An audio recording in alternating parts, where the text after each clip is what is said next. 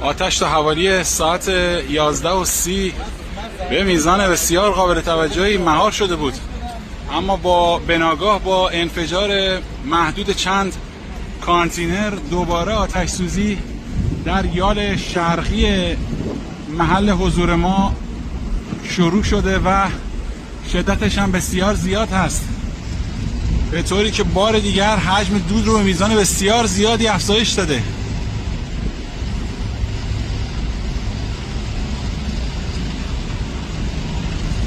به نظر میرسه کانتینرهای حامل مواد اشتعالزا علت بروز دوباره آتش و شدت گرفتن اون در این محوطه باشه.